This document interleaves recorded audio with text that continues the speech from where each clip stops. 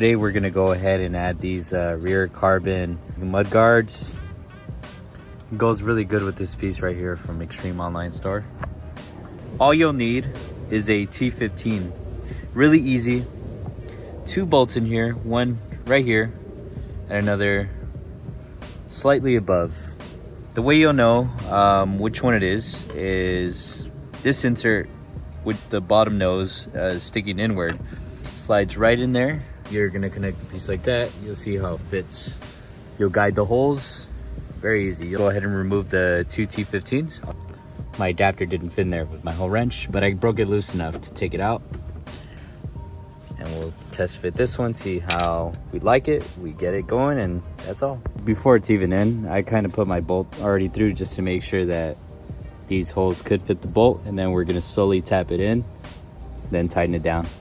So I just kind of put it in, and I'm tightening it by hand first, and then I'm gonna get this second one in right here.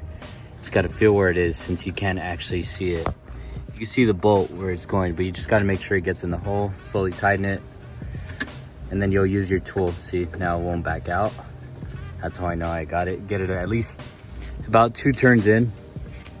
That way it has enough thread so when you tighten it, it'll fully go. All right, so I wasn't able to record with 2 hands. It's still a little loose, but what I initially did was I got my T15 and I first screwed it by hand. Then I got the T15 as is and I screwed it a little tighter.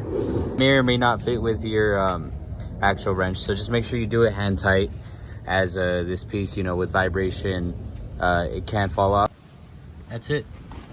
Looks pretty flush. It does go inward. I was trying to pull it out, but I noticed that it actually wants to sit more flush, which is good.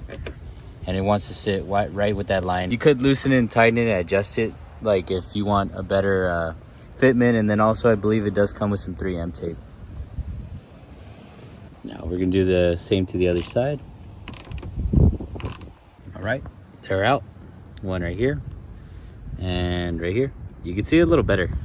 Now without any bolts, I'm just mocking it, see how it fits. And it's basically like the same thing on the other side. It wants to go inward.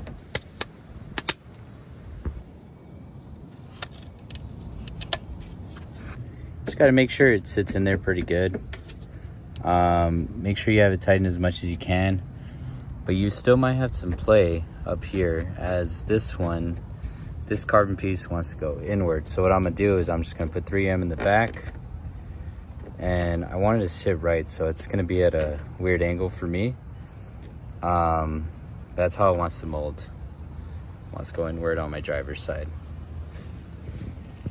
But other than that, pretty easy install. If you're lowered, it might be more of a challenge. But I do recommend putting 3M, like now it goes away. So I do recommend putting 3M all over on the inside if you can. Just see if that helps with the rubbing. But like, so this one wants to go inward, so I got it to sit where it wanted. I got it tight, hand tight. The only thing I did was I added 3M in there. You can see it right there. I kind of made a ball of the 3M that's provided.